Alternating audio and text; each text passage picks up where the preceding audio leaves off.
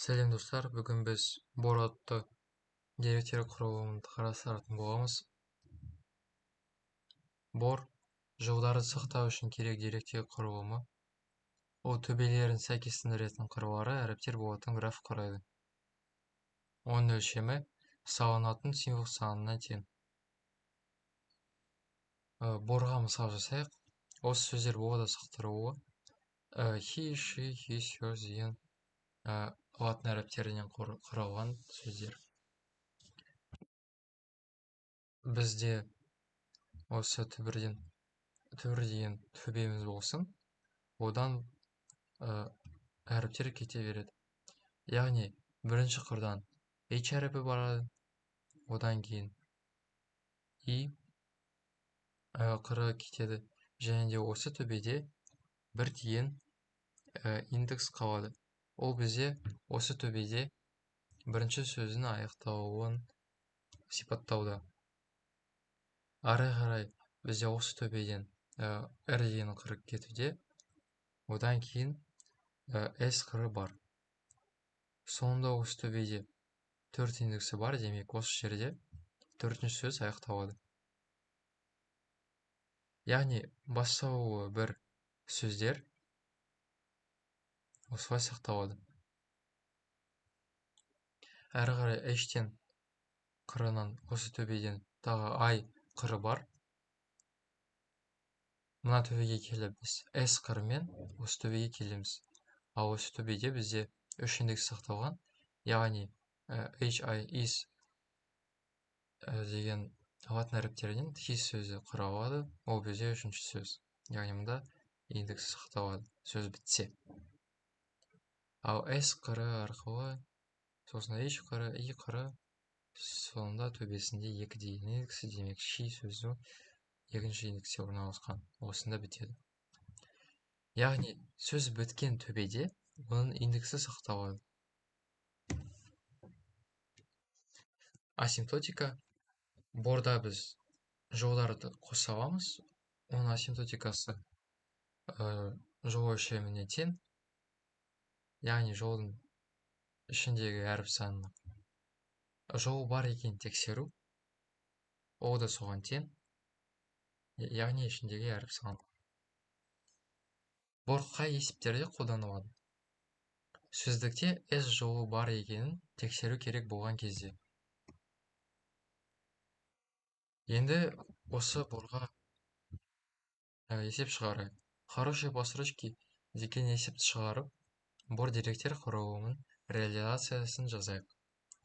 Яғни шешіп тапсырманы сізге реализациясын түсіндіретін болам. Тапсырмаға сілтеме осында берілген. Ол бізде Codeforce сайтынан берілген тапсырма 1800 рейтинг бар. Ол осы Codeforce RAM 166-дан алынған D тапсырмасы. Орыс немесе ағылшын нұсқаларымен сіз сол Codeforce сайтына таныса аласыздар, бірақ менде оның қазақша тіліне аударылған нұсқасы бар. Бізге S пен T жолдары кей бүтін саны берілген. T жолының өлшемі 26 символ, ол 1 немесе 0 символдары. Ti тең 1 болса, I латын әрібі жақсы. Ti тең 0 болса, I латын әрібі жаман деп санайық.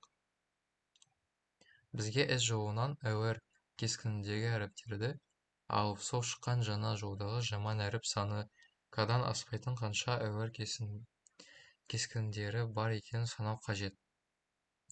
Яғни бізде LR-ден әрдайым кішіне тең болады, ал R бізде әріп санынан кішіне тең болады, бірақ L бірден артық нетен болады.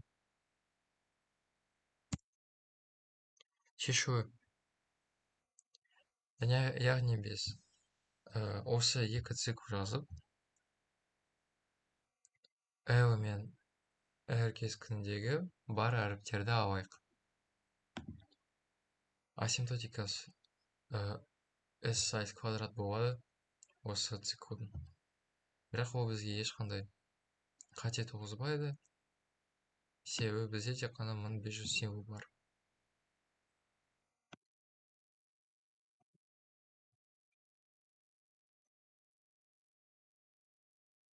шешуі. Демек, осы W жоғын борға қосайық. Қосқаннан кейін жаман әріптер санын есептейік. Оны қалай жасаймыз? Үстінде келтіргенде мен осы екі циклды әрі қарай жазамын. String v о басынан еш әріпті сақтамайды.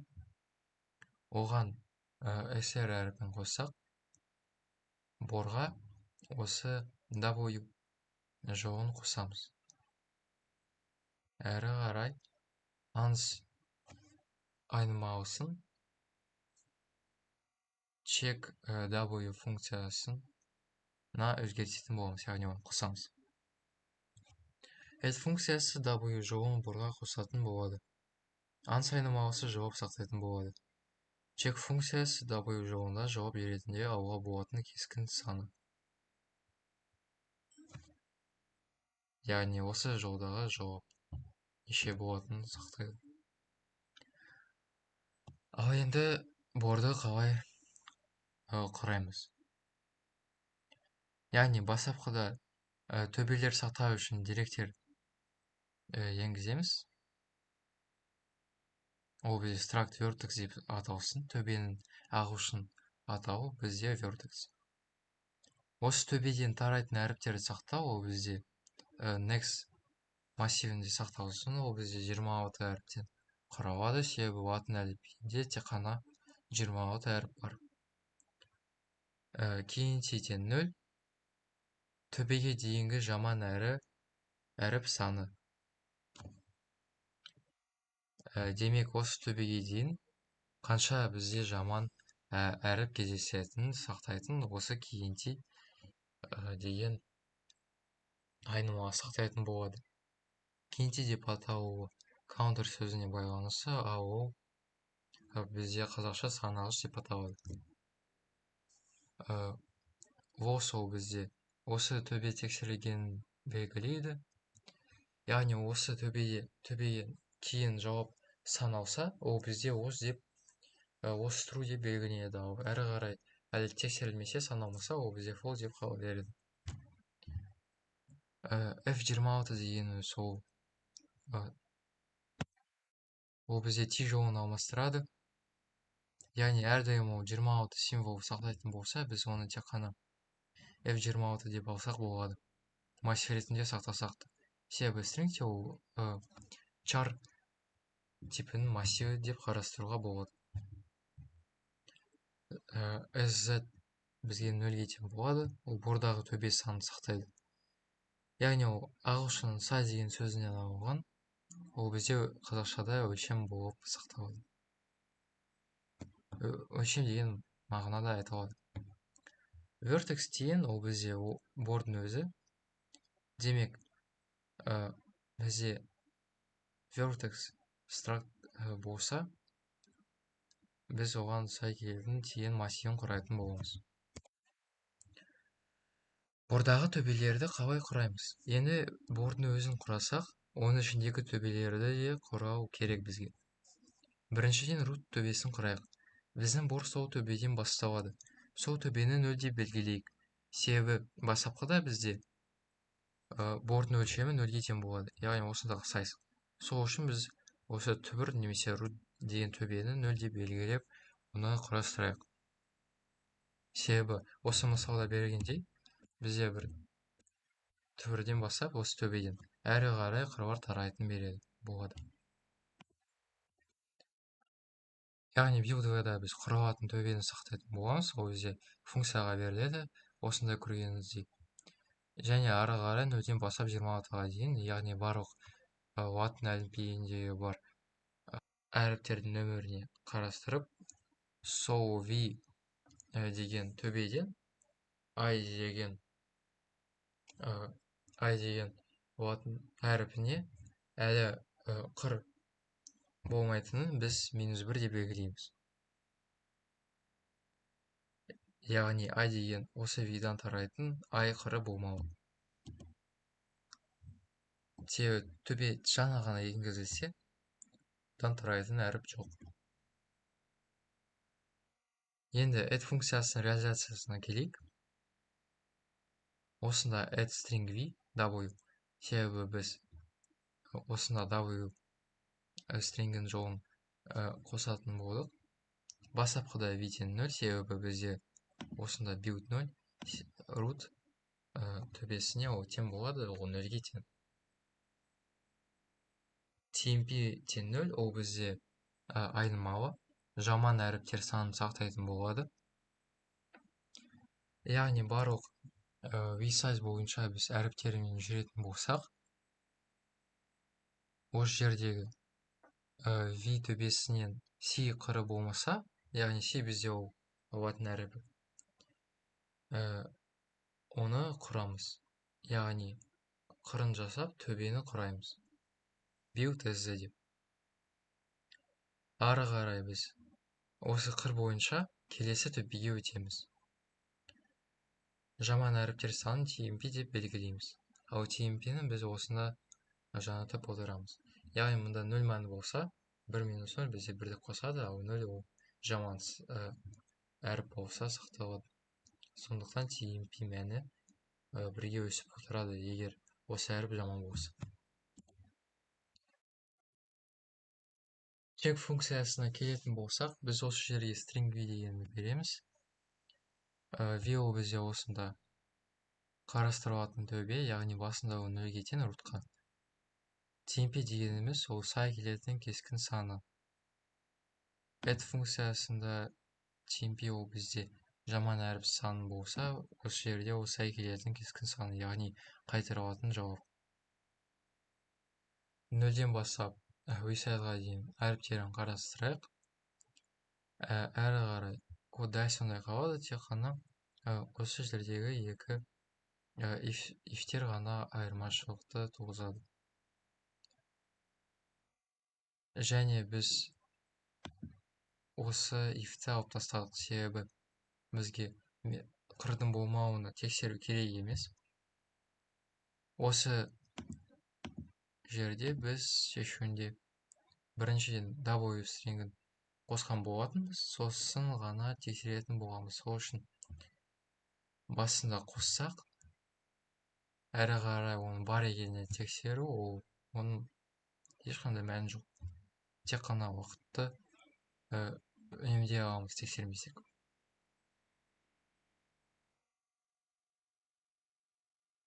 Тек қана уақытты үнемдейміз тексермесек.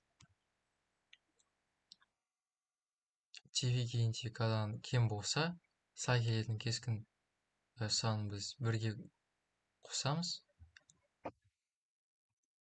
Және де tv бізде әлі тексерілмеген болса, біз tv дегенді true деп белгілейміз. Әрі қарай, және де tv кейінте кадан артық болса, бізге ары қарай тексеру керек емес, себебі қазір ол бізде кем болса, кадан артық болса, әрі қарай тек қана артық бола береді. Және де жауапқа сай келмейді, демек tmp айнымалысы ешқашан өзгермейді. Сол үшін сай келетін кескін санын осы жерде біз қайтарайық.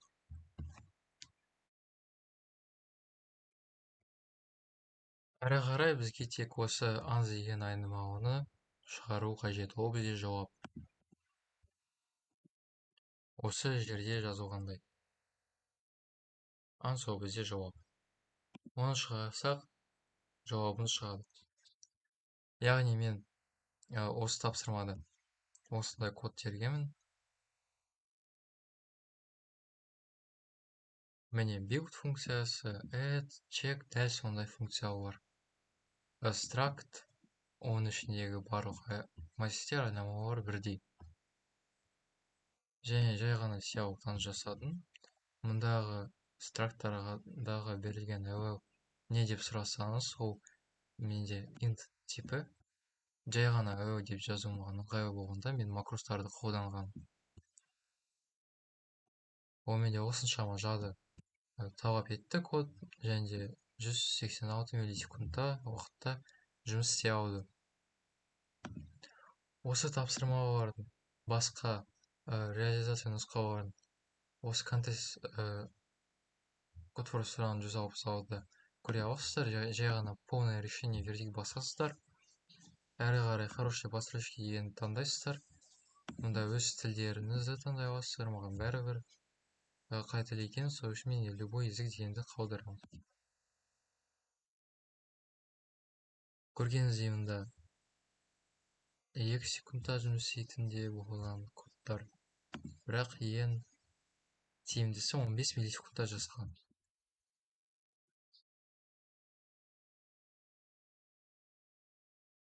Яғни мүмкін мұнда борда емес шығар деген түсінік пайда болуы мүмкін. Мұнда бордан басқа да шешу жолдарын көре аласыздар. Және де бір нақты шешулерін қарағыңыз келсе авторлардан осында берілген. Автор талдауында бор қолданылды. Және де басқа полиномиальный хэші деген қолданатын борны сол да шешу талданған. Сол борға тапсырмаларды қай жерден қарай аласыздар. Яғни мұнда сіздер строки деген текст таңдайсыздар, применить басасыздар, әрі қарай осында тапсырмасы шығады. Тренировкаларда бор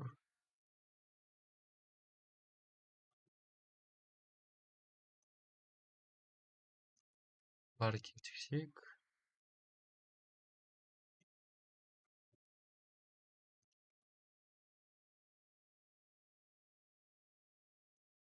Строки дегенді бассаңыз, осында 4 контест бар екен.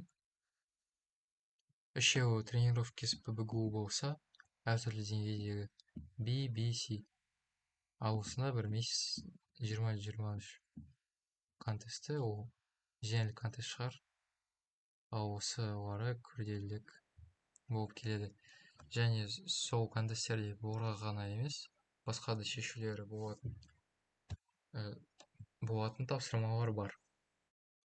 Бор туралы тағы оқығыңыз келсе, осы Nirsif.ru деген сайтында бор теріп, онымен таныса аласыздар. Осы жердегі бордың сипаттамасы бар, онымен қалай жұмыс істеу керек екенін, бар дәлелдемесі, алгоритмдердің қадамдары, бор қалай қолданылатынын, оның қандай түрлерінің бар екені осы сайтта барлығы жазылған. Барлығы орыс тілінде бар, бірақ қазақ тіліне әлі аударылмаған. Осы жерде бордың біз артықшылықтарын мен кемшіліктерін көре аламыз. Демек, оның асимптотикасы жақсы болған. Және де оның кемшіліктері, оның жадыны көп талап ететіні. Әрі қарай бор вики конспекті деп жазсаңыз, әрі қарай Википедияда сол туралы оқи аласыздар. Оқи алмайсыздар. Бор алгоритмика деген сайтта таныса аласыздар. Мен рут айтқандай осыдан бастап әрі қарай тарай беретін деректер құрылымы. Бірақ осы жердегі айырмашылығы осы вик конспекті қарағанда. Бізде вик конспектерде қырлары, осы графтағы қырлар әріптер болса, алгоритмикада ол бізде төбелері әріптер болып саналады. Мұнда оның реализациясы бар, және де бордың жазуының екі түрі бар. Мен сізге көрсеткен жазуым ол бордың массивпен реализациясы, ал осы алгоритмика сайтына берілген реализациясы ол указательдермен, яғни сілтемелермен жұмыс. Міне ссылки деген ол сілтеме.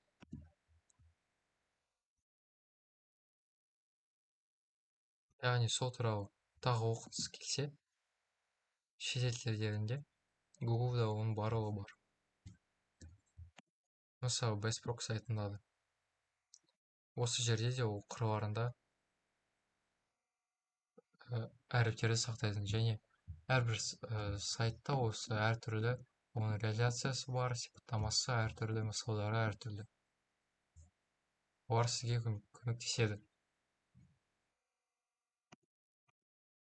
Осы талдау бойынша бір сұрақтарыңыз болса, есепті талқылау чатына жаза аласыздар, және де есептерді талқылау каналына қосылсаңыз, мен осында барлық презентацияларды жүктейтін боламын. Назарларыңыз үшін рахмет.